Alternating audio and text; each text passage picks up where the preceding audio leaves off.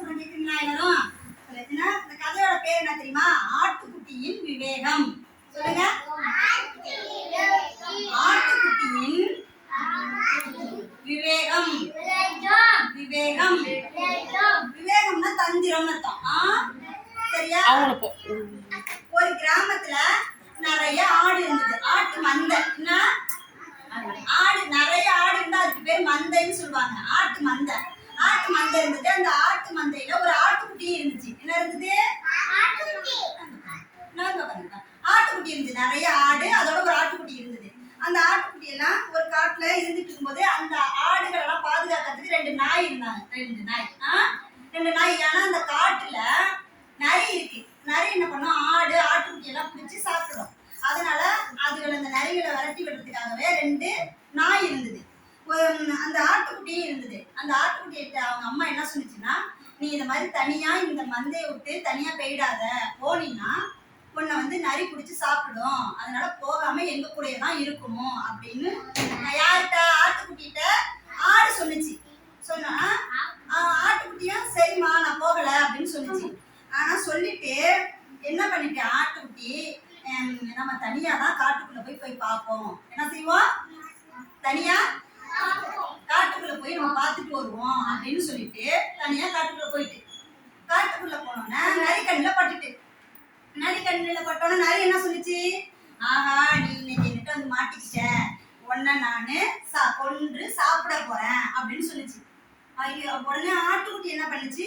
ஐயோ, நம்ம தனியா வந்து மாட்டிக்கிட்டோமே, அம்மா சொல் பேச்சு கேட்காம வந்தோம், மாட்டிக்கிட்டோம், என்ன பண்றதுன்னு யோசிச்சுச்சு.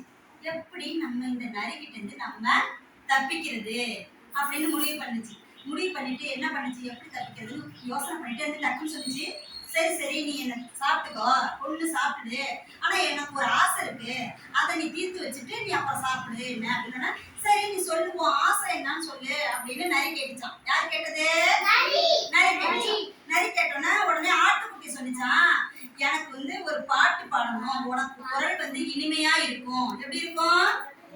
இனிமையா இருக்கும், நீ ஒரு பாட்டு பாடு அப்படின்னு யார் சொன்னா? ஆட்டுக்குட்டி. யார்கிட்ட சொன்னாங்க? நரிகிட்ட. Very good. யார்கிட்ட? நரிகிட்ட. நரிகிட்ட சொன்னா நரி என்ன பண்ணுச்சு?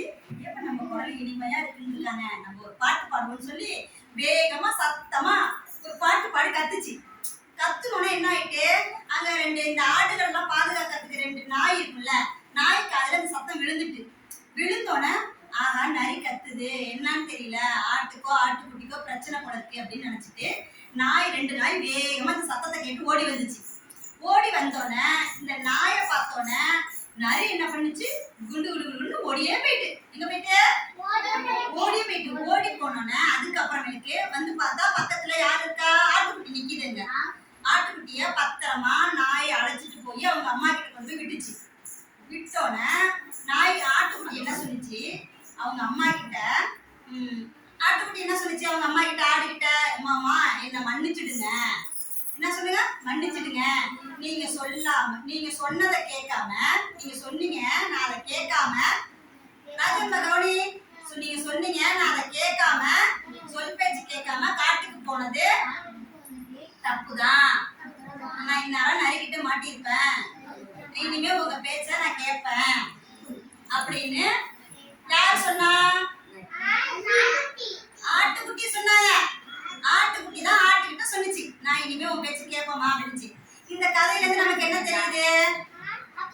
என்ன தெரியுது? என்ன செய்யணும் நம்ம இனிமே? அம்மா சொன்னா வேகமா சொல்லுங்க. அம்மா சொன்னா வேகமா.